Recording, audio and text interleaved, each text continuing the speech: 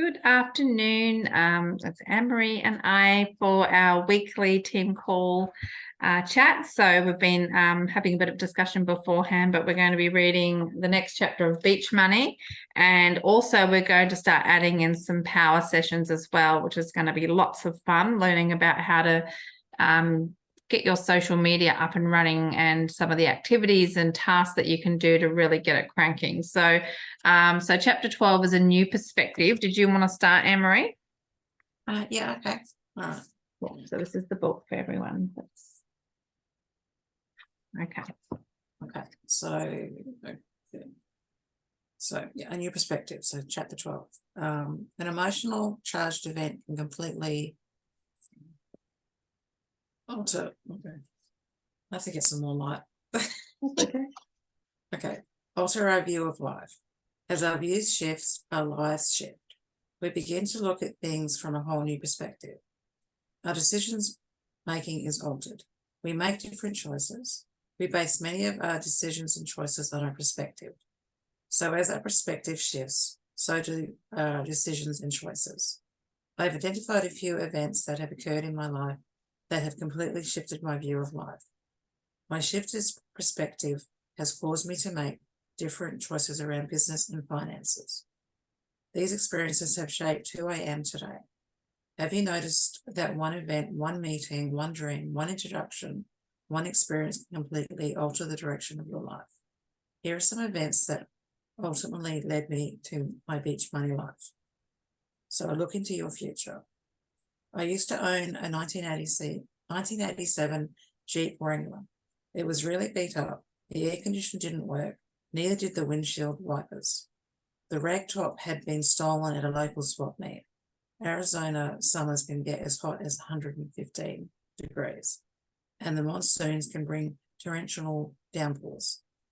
This was not a fun Jeep to drive in the summer or in the rain. One evening during rush hour, I was about 2 miles from home when a 17-year-old in a beat-up old Chevy Impala pulled out into traffic. It boned her car going about 35 miles per hour. Fortunately, no one was seriously injured, but the front end of my Jeep was smashed in. We called the police and exchanged phone numbers. At about 9 o'clock that night, I was driving down Highway US 60, going about 70 miles per hour, when the hood of my Jeep began to shake with a violent crashing sound, and the hood flew up and slammed into my windshield, shattering into a spider web pattern of cracks. The latch has been damaged in the earlier accident, and we're not holding it down securely. I had moving traffic all around me and could not see a thing.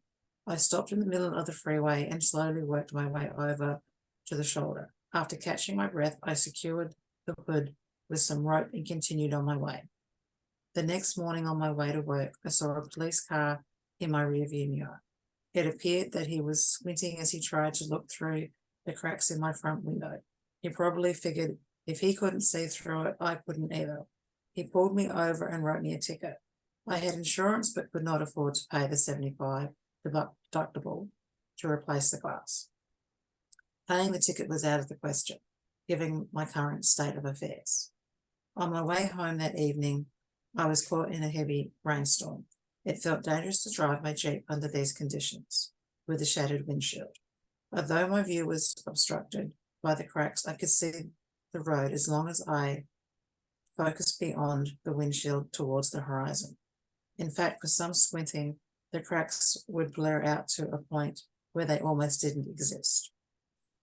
In that moment, I realized that in my pursuit of business success, I tended to get distracted by the challenges, problems, and inconveniences along the way. When I focused on them, they became bigger and more distracting, just like the cracks in my windshield. The challenges would repeatedly prevent me from seeing where I was going and accomplishing my goals. I would work so hard trying to fix the problems that my business would suffer. For example, I had many money problems. Checks were bouncing. I would get so focused on my problems that I would not focus on the fundamental activities important to building a successful business. I realized that I was always get what I focused on. I could no longer afford to focus on my current challenging circumstances. To achieve my dreams, I needed to keep my eye on creating my future. And when things got tough, I needed to remember to focus my attention on my ultimate destination, the road ahead. Did you want to continue? Or? Yeah. So interesting, isn't it? The things that people have to go through. And I guess I suppose concentrating on that, it just seems to be like one thing after the other. Yeah. Just so that's the first major life event. The second one is your lucky break. As a small boy, I had learned about the Adler curse, which stated that anything that could go wrong in a situation would go wrong for an Adler. It's a terrible thing to be told. Well, I was an Adler, and therefore everything that could go wrong would go wrong for me. I know this sounds ridiculous. As children, we take on labels and adopt them as absolute truth. These labels become our identity. Somewhere along the line, I had adopted the identity of being unlucky. We all have these labels, and they can shape our life experience in a profound way. When we adopt a label, we send out a hidden message for people to communicate with us in a way that is consistent with our identity. Labels such as funny, happy, depressed, animated, successful, energetic, open-minded, and creative can all shape the future of a young child. Whether you were given the label by a parent or friend, or whether we came up with it ourselves, really doesn't matter. Our personalities are shaped by our identities. For most of most of my young life, I had a curse of bad luck following me. My label was unlucky. My identity was I am an unlucky person. And it's amazing someone didn't pull them up on it, to help them through that. Every business I started failed because of the curse. My relationships didn't work out because of the curse. People took advantage of me because of the curse. I got injured because of the curse. There was no escaping it. Have you ever noticed that some people have all the luck? They win at almost everything they do. They seem to get all the breaks. Other people seem to be unlucky all the time. They can't get anything right. They get in more auto accidents, have more illnesses, can't keep a job or a friend, and they are always being taken advantage of. It appears that life has handed them a raw deal. I never came out on top. I was a loser. Nothing ever seemed to go right in my life. Anytime I had a success, I would look for the downside. Anything good was inconsistent with my identity, so I expected something to always go wrong, and it usually did. It's a bit like change your paradigm, change your life, right? yeah. My college degree was in landscape architecture. Early in my working career, I had a job as a draftsman. I spent 8 to 10 hours a day at the drafting board designing landscapes. The owners of the company I worked for were very successful, well-respected landscape architects. We had a mutual respect for one another, and I really enjoyed working for them. One day, one of the owners came over to me, watched me draw for about a minute, put his hand on my shoulder, and said, "You have a star following you." The words I heard were, "You have a lucky star following you." The words, I had never experienced the feeling of being lucky. It felt great. I wanted to be a lucky person. For whatever reason, in that moment, I became a lucky person. And what happens to lucky people? They get all the luck. And guess what? I began to get all the luck. My luck changed overnight. Miracles started to happen in my life. Every day, something lucky would happen to me. I started getting promoted rapidly. My income began to rise. I started meeting all the right people. I became a magnet for good things. This may sound like hocus pocus, but here's my explanation. When you see yourself as unlucky, or whatever other negative word you use to describe yourself, your subconscious mind begins to look for and find evidence that supports that belief. We all want to be right. I'm not a psychologist, but I do know that we attract what we think about. If you identify yourself as successful and really believe it, you'll begin to attract success. If you see yourself as fun, you'll begin to attract fun. Your subconscious mind will actually draw you to all that is consistent with whom you know yourself to be. When my boss told me I had a star following me, I could see and feel that star. And at a gut level, I believed him. At that moment, my life changed forever. For the next few years, I went on to attract all the lucky breaks. My last opportunity was the luckiest find of my business life. Today, I enjoy being the #1 money earner in a company doing millions per month in business. So if you want to begin to attract all the luck, simply just declare yourself as a lucky person and begin to believe it. Take on the label of someone who has all the luck, then start to look for your lucky moments all week long. You will be surprised by how much luck you attract into your life on a daily basis. So one of my affirmations is I'm one of the luckiest people I know, and I'm a very fortunate person. So I say that. If I don't say it every day, it'd be almost every day. It'd be every second day. So I do use that one a lot. Did you want to do the next one? And it does say that by changing what you're thinking, he's actually changed it to positive. He was negative before. So if you switch it, then automatically, for some reason, it just, you're concentrating on that. So you're going to draw that to you. How interesting, right? It is interesting. Yeah. So, okay. So a small act that will change your life. In 1981, I moved into a dingy studio apartment in Tempe, Arizona, on the corner of Keep University. going for a second. I'm just going to run to the loo. Okay. And hardly. It smelled. I paid $238 per month, and that included utilities. My next door neighbor was a 58-year-old overweight man named Don. Don's wife had left him. His kids had not spoken to him in over 8 years. He was extremely lonely and depressed. Don's life was a mess. Every night he would drink and tell me of his troubles. His breath smelled of cigarettes and liquor. Don inspired me. For the past 25 years, I have thought of Don at least once a month. He wrenched me to my core. I made a sincere commitment never to let myself be like Don. I needed to read, learn, and grow so that I would not end up like him. He inspired me to create a life of abundance. I began to read and alter seminars. I started running and taking care of my health. I went on to take risks and pursue opportunities. Don has no idea that his inspiration created a ripple effect and set into motion a chain of events that ultimately led to my positively impacting the lives of thousands. Don saw his life as a mess with no prospects, with no purpose. He was almost on the verge of suicide. I had compassion for him, and he helped me make me who I am today. I guess I saw my alternative future in Don. A few bad choices, and I could just as easily have been him in 20 or 30 years in a strange way. Don inspired me to take positive action. You may not want to live Don's life any more than I did, so you can begin to see the connection that you have to all other human beings around you.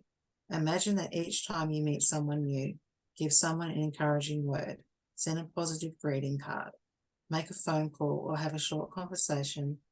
You are firing off a chain of events that can impact the lives of thousands of people over time. People make choices based on how they feel in that moment. Your words and actions impact the decisions others make in their lives. Think about a single decision you made maybe 10 years ago and completely alter the course of your life. Envision the most important person in your life today. How is your life different today because you met that person? How did you meet? What would your life be like if you had not met that person? Now ask yourself what single event could have occurred years ago that may have prevented you from meeting that person. How important was that one event?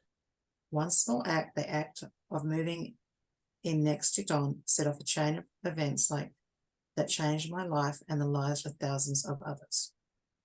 Interesting, isn't it? Because you go, if that hadn't happened, then that wouldn't have happened, then that wouldn't have happened.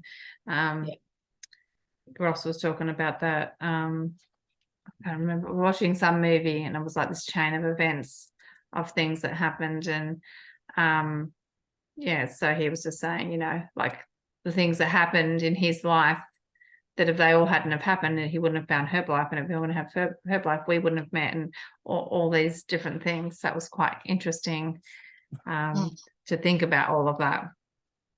There's actually a movie, Sliding Doors. It's got Gwyneth Paltrow in it. I like that movie. Yeah, because it's sort of like getting the train, missing the train, and it does the various things of, what happens on how things can actually change. Yes. That it's an interesting movie to actually watch that if you haven't seen it. So I do. I like that movie. I do like Gwyneth Paltrow as well. So, Yeah. so is this the last one? Yeah, I think it's the second to last one. So you don't need to know everything. When I was learning to hang glide, I spent hours and hours, weekend after weekend, learning to launch and land over and over again. I would stumble up a little training hill over cactus and rocks until I was bumped and bruised. I would come home with grit and dust in my teeth and a bad sunburn. I did this for months. During my training, I also practiced my left and right turns. I would climb up the hill with an 80-pound glider strapped to my back. The wind would nearly blow me over. Sometimes it would take nearly 30 minutes of fighting the glider just to get to the top of the hill, all the while trying not to fall into a jumping cholla cactus. It was hot and grueling. Many weekends I wondered why I was putting myself through this. Finally, after logging hours of launches and landings and turns and reading about rotors and thermals and power lines and barbed wire fences, score lines, cloud suck, and glass offs, it was time to take my first mountain flight. Here's the problem. You can't learn how to fly until you fly. There are just too many unanswered questions. In fact, trying to know all the answers before flying will mess with your head. At some point, you just need to go fly. The fundamentals can get you through anything. In fact, trying to learn everything there is to know about flying a hang glider will screw you up. You'll get paralyzed with fear because your brain can't retain all of it. Running off a mountain with Dacron and aluminium strapped to your back is not the most logical or sane thing to do. I ran off because I wanted to fly. That's why I was willing to go through all the agonizing trainings and injuries. I wanted to feel the wind in my face. I wanted to experience the world from above. I wanted to hang from the sky. I wanted to know what it was like to be a cloud. I wanted to feel free. Sorry, I wanted to feel what it was like to be a bird. I regularly get questions and calls from aspiring business builders wanting to know how to become successful. They routinely ask, where do I find people to talk to? What should I say? In other words, they want to know how to go about it. But learning everything you need to know before doing it will tie your brain into little knots. It's just not possible to fully prepare yourself for what's to come, just like flying a hang glider. Sometimes there's no logical or sane reason to do it other than that you have a dream that needs to be played out in your life. Learn the fundamentals and then just go. Run off the mountain. Have faith that you will know what you need to know when you need to know it. You'll learn how to feel your way through it, and you'll blow yourself away when you begin to fly. Take time to master the fundamentals and then just go. Don't wait until you have all your questions answered. They will never all be answered. If you wait for them all to be answered, you'll never do what you need to do to create the positive results you are looking for. Just go. So I guess it's not about it not being perfect, right? Did you want to finish the last one? Yeah. Okay. So your greatest gift. So in grade school, I was a kid that got picked last for every sports team. In fact, the only reason I got picked at all was because everyone had to be on a team. Otherwise, I would not have played at all. No one wanted me. It angered me and made me resent the other kids in the school. It cut like a knife. At times, I felt really isolated and alone. This was one of the most difficult times in my life, and it shaped my beliefs about myself. I wasn't very good in sports, and so I didn't have much value to the others as a team member. Hidden deep within this experience was a blessing that I could never have predicted. Today, I build my own teams and everyone gets to be on my team. In fact, I am one of the top team builders in the world. I get to pick who is on the team. I offer opportunity to anyone wanting to play. These experiences from my childhood provided me with the ambition to create and lead great teams that span the globe. Sometimes the most difficult experience in your life can bring you the greatest gift, and sometimes the gifts don't reveal themselves for years. Be grateful for your trials. Yeah, it's not always easy, if you know what I mean. So Well, I was lousy in sport, and me getting picked for teams. And I know there was a girl, we were learning to play tennis, and she'd always get me. She just wanted to play tennis, and I could get the ball over the net, But when it came back, forget it. It's just no. I think about her thinking, yeah, she just wanted to play tennis, but I was healthy at it. But anyway, but I suppose you do learn from that. At the time, you don't realize that, but it's sort of, I suppose, building teams. Like he's learning that now, that he can actually get people on his team, and he's learning from that.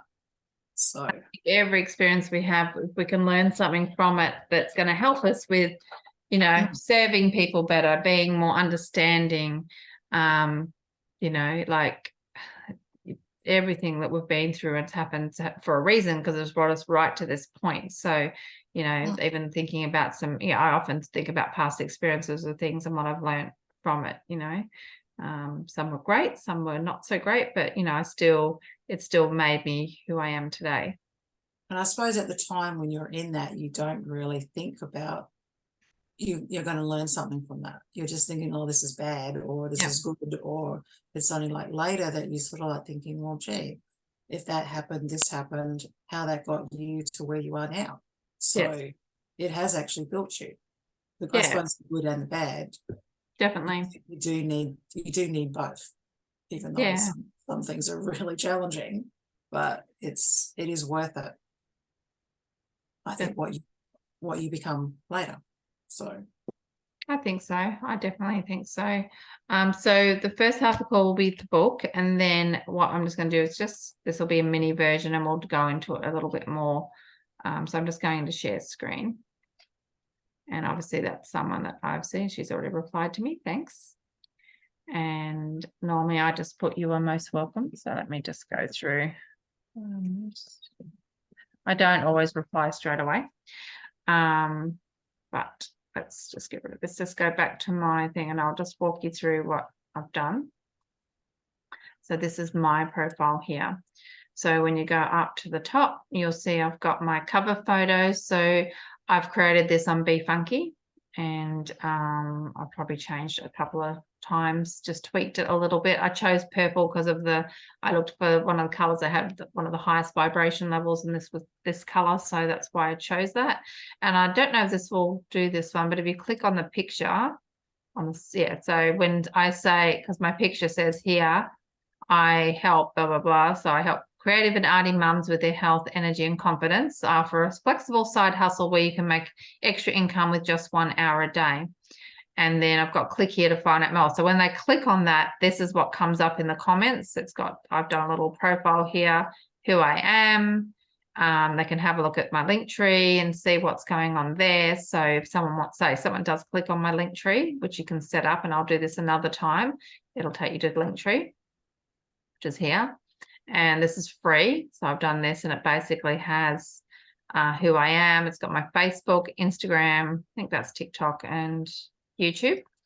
Not that I do a lot of those things. And then it's got a little bit about me and just some bits and pieces. So that's called Linktree. So you can actually set that up for free, but we're not going to cover that today. So let me get rid of that. So I've got my cover photo here, and it's got a bit about me, so someone could read it if they want to. So let's just click back. And then I've got my profile picture here. So cover photo, profile picture, which I made all these on Be Funky. So when you click on it, so view profile pic. So I just made that, and I obviously put a circle around it so that it would fit into that circle thing. And I've just got the healthy artist, which is kind of the catchphrase. And you don't have to call yourself anything. I just found that fitted in with kind of what I love. Like I love health and nutrition, and I love being arty and creative. So I felt like that was a good thing. It's not like a registered business name or anything like that, but because I'm obviously my profile's under my name, I've just called it that here. So you'll see it in a few places. Then when you go to your intro, so you can create your intro either here. I actually like to do it on my phone because I can use emojis and stuff if I want to. But I've just put, I help creative people and animal lovers, because obviously I love anything to do with animals, with their health, energy, and income, and then just the healthy artist again. So they're continually seeing that. So you can actually create, with your bio, you just click on here and you can type it out. You've got, I think, 66 different letters that use. It's not particularly long, so you've got to think about what you want to do. But Fraser Brooks said that if you put a capital at each major letter, word, people can read it easier. It's actually, they can absorb it better, they can read it faster. So that's why I've done that, just in case you're wondering why I put capitals on things. I've got my profile is actually a creator, I think. It's like a professional site, but you can just have a regular one. And then I've just listed some. I haven't listed all the pages that I've got. I just put the ones that I thought: the Healthy Artist, Gimpy Walk Fit, and my art. I haven't got anything else on there, but I probably could if I wanted to, like Gimpy Lifestyle Central, or that. I just didn't want to have too many. I always put where I'm from, like I have that listed, because I feel like that might give more things to relate to. And obviously I've put that I'm in a relationship with Ross, and then I've got my link tree here again as well. You can do some interests. It's not, you don't have to. I think your featured photos, you can actually choose your photos that you want featured here. I don't really understand the whole thing with those, but anyway, I don't know if they're featured. I think they're just the most recent ones. And then obviously it's got how many friends I've got. And also I think it shows up the top how many people are following you. So 3.1k followers, and I'm following 2.2k. So I follow a lot of people. Most people don't follow that many, but I don't see a problem with it. I might go through and cull it every now and then. But basically, yeah, so this is my feed, and I usually have stories that I'm doing, which you can't do stories on the computer. You have to do stories on your phone. They only last 24 hours. I've actually pinned my cover photo. So this usually when you change your cover photo, it'll go into your feed like this, and then you could actually pin it. So I'll show you how that looks. So here, if you click on that, it says unpin. So basically I can hide it, which I don't want to do. I want to keep it pinned. So that's the first post that people see when they go to my profile. So I definitely want that. And then when I'm ready to update it, I could do that. And then you'll see all, the things that I've been posting. So that's called an engagement post, this one here. What's something people don't understand until they experience it themselves. It's been some heavy comments in there, a parent dying, a child dying. So, fairly, but anyway, I just went through and I answered everyone's comments. So you can see that it's got 83 comments in there. So yeah, I've just gone through and, commented things that I like, I share, etc. So that's all those things there. Anyway, so that's all my feed. And what I normally do every single day, so I try and do it every morning, is I go up here to my little search bar up here. I prefer to do it on my phone because I'm faster, and I would go first, I do happy birthdays. So I type in happy birthday, and then all the people's that birthdays are. So there's only one person today. Normally there's like 5 to 10 people. So obviously tomorrow you can see there's a fair few. So I'll do all these tomorrow. So I've got a whole bunch for tomorrow, keeping me busy. So I basically, this person I don't know, but I'm friends with them. So her name's Anne. So I've basically just gone into Messenger, and this is the message. So I go, happy birthday, Anne. Have an amazing day. Wishing you a year filled with love, fun, happiness, and success. If they're a horsey person, I'd put horses. Sometimes I'll, if I think I can personalize it. If I know them and I'm close to them, I would change it and make it a little bit more personal. But then I basically copy this, and then I'd paste it into the next ones, change their name, and so on. And then if they respond back, I just put you're most welcome, or whatever whatever I put, just depending on how well I know them. So that's all my happy birthdays. So sometimes there's lots and sometimes there's just a few. Then once I finish happy birthdays, I get rid of that and I go to memories. So these are all my previous posts. I find this easier to do on the phone as well. Just waiting for it to catch up. Do the memories do it? Oh, here we go. So let me move that out of the way. So I just go looking for ones that I really like. And so this one's always a nice one. So I could do that one. And so what you do is you click on it, I think here. No, that's not it. I haven't done it in here before. I'm not sure how to do it. Might have to do it on my phone. Okay, probably can't do it on here for some reason. When you go in, maybe I click in there. No, it's not going to do anyway. So on your phone, it'll allow you to love it because I haven't, and then I would go in and do a comment down here. So I would write, there's Anne-Marie, she's already, that was from your comment from then. So I go, I loved creating this mural. Something like that. Look for an emoji. Yeah. So I might find like a butterfly or something like that. Sometimes I find it hard to find the emojis, just so you know. See if I can do it. Animals. For a butterfly, is there a butterfly there? Oh, there we go.